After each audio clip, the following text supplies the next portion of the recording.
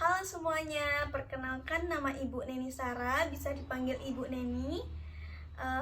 Baiklah, bagaimana kabarnya? Baik ya. Oke, kali ini Ibu akan membahas tentang kingdom pada makhluk hidup. Nah, kalian pernah belajar di SMP atau di MTS tentang kingdom pada makhluk hidup. Nah, itu akan Ibu bahas mengenai kingdom pada makhluk hidup. Ada yang tahu tentang kingdom pada makhluk hidup itu? Oke, kingdom pada makhluk hidup itu tentang kerajaan pada pengelompokan klasifikasi pada makhluk hidup.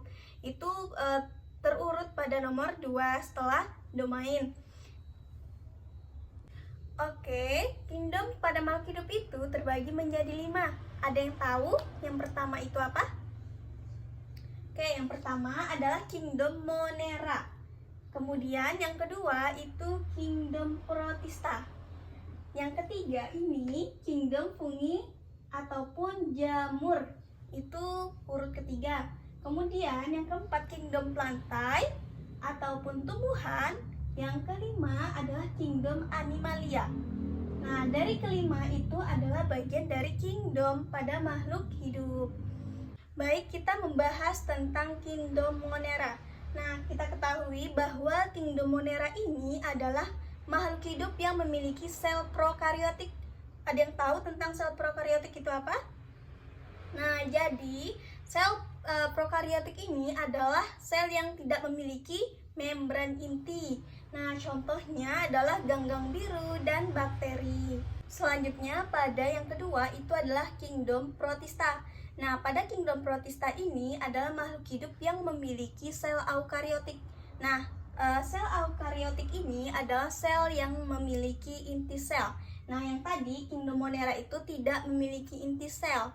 Nah, sedangkan pada kingdom Protista itu memiliki inti sel. Nah, di mana kingdom Protista ini menyerupai pada hewan atau protozoa, kemudian menyerupai pada tumbuhan, kemudian menyerupai pada jamur. Nah, itu pada kingdom Protista. Nah, selanjutnya yang ketiga adalah kingdom Fungi ataupun pada jamur. Nah, pada kingdom Fungi ini ada yang tahu? Nah, jadi kingdom Fungi ini adalah makhluk hidup yang bersel eukariotik. Nah, tadi sel eukariotik ini adalah yang memiliki inti sel. Nah, tetapi kingdom Fungi ini tidak bisa membuat makanan sendiri. Nah, jadi dia itu bersifat heterotrof, tidak bisa membuat makanan sendiri. Nah, termasuk pada kingdom Fungi ini, semua jamur terkecuali adalah jamur yang berlendir ataupun Myxomycota. Dan yang berjamur air atau Omycota. Itu contoh dari kingdom Fungi dan Omycota. Nah, itu adalah contoh dari kingdom Fungi. Kemudian yang keempat adalah kingdom Plantae ataupun kingdom tumbuhan. Nah, kita ketahui bahwa kingdom Plantae ini merupakan sel eukariotik yang memiliki inti sel. Nah, kemudian pada kingdom Plantae ini memiliki tumbuhan yang bersifat autotrof. Nah, yang tadi kan kingdom Fungi itu bersifat heterotrof. Sedangkan kalau yang kingdom Plantae ini itu bersifat autotrof yang dapat membuat makanan sendiri karena memiliki kloroplas. Nah, contoh pada kingdom Plantae ini adalah tumbuhan paku, kemudian tumbuhan lumut, kemudian tumbuhan yang berbiji terbuka, dan tumbuhan berbiji tertutup. Itu contoh dari kingdom Plantae. Nah, itu anak-anak semua. Nah, selanjutnya yang terakhir adalah kingdom Animalia. Kingdom